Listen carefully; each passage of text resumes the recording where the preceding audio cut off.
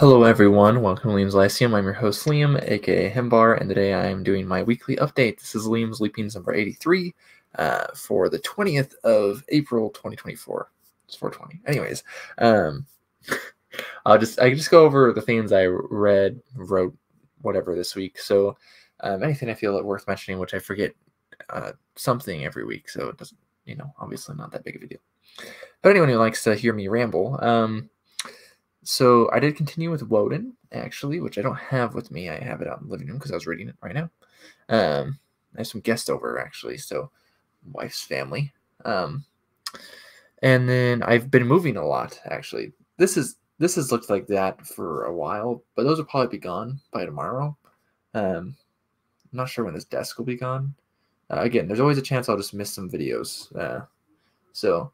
I'm not sure what this Wednesday's video will be. It'd be nice if it's a Big Book of Cyberpunk Part 3 thing, but I don't think Tim's really read anything besides for stories so far, so that probably won't happen. I'll have to think of something for Wednesday.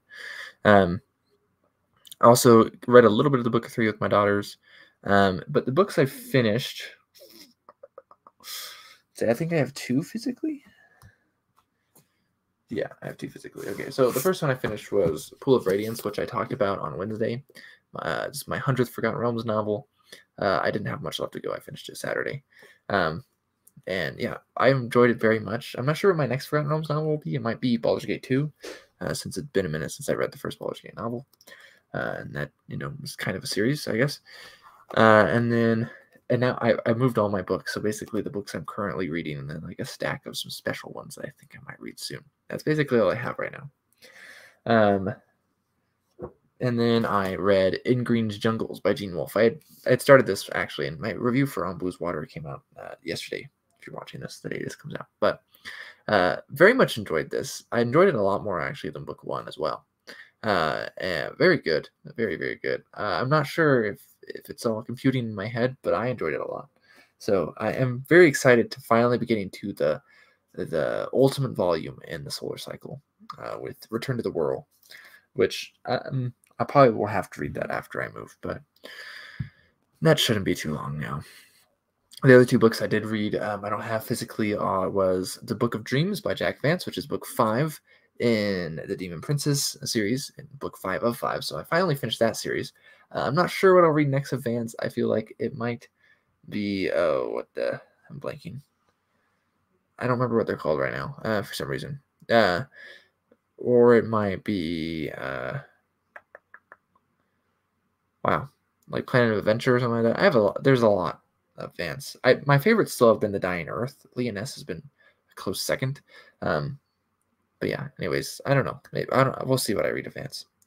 And then I also finished Hood. It's actually called Rhymer: Hood, technically, because it's a sequel to Rhymer, and I guess Hood just wasn't cutting it for whatever reason. I think Hood is just a better title. I cut out the Rhymer here.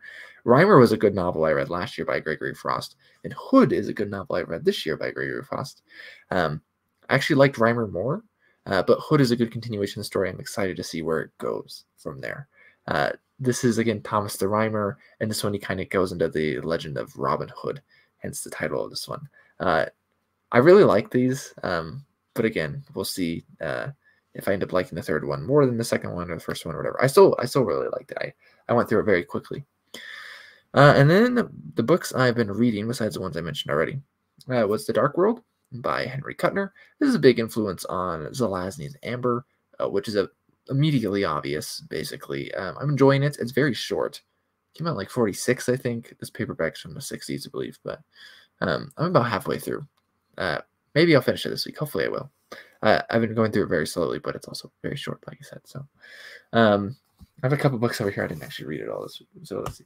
I'm not even halfway through, but I am a good chunk of the way through, maybe like a third of the way. Maybe like, I don't know, 2/5 the way of the way through Toll the Hounds by Stephen Erickson, which is book 8 in the Lawson. I haven't read it since I read Reaper's Gale in August, and that was shortly after reading The Bone Hunters. And I didn't like Reaper's Gale all that much. I mean, it wasn't bad. Don't get me wrong. But like compared to the previous books, Midnight Tides was great. House of Chains was great. The Bone Hunters was great. Reaper's Gale just wasn't on par with those personally for me. Toll the Hounds is not bad so far. It's definitely different though, and I don't remember these books being so funny. It's just like they're really absurd, and that might be because of just what's going on in Toll the Hounds. But yeah, it's interesting. I'm enjoying it. One of my goals is to finish Malazan Book of the Fallen this year. So after this one, I only have 2 more. They're just so stinking big. They take forever to get through. So, but I mean, I'm enjoying my time, which is good. That's important, right? The only other book that I really started reading, I only started it today, so I'm still on the first day. As you might know the book based on what it's divided into by days for a week here, and that is The Name of the Rose by Umberto Eco, which, well, I wanted to read another Codville book by Ellis Peters, and then I was like, maybe let's read Umberto Eco because, I've heard they're kind of similar. I mean, they're not at the same time, but I'm glad to be reading this by Umberto Eco. Again, I'm not very far, but very intriguing. Lots of Latin. It's a good thing I know some Latin, but I'm also realizing I could study up on my Latin more. Latin doesn't interest me as some other languages, though. Umberto is like a really weird name. It's actually related to the English word or English name Humbert, which comes from like Proto-Germanic Hunas Bertas, I think, or something like that, which means like child.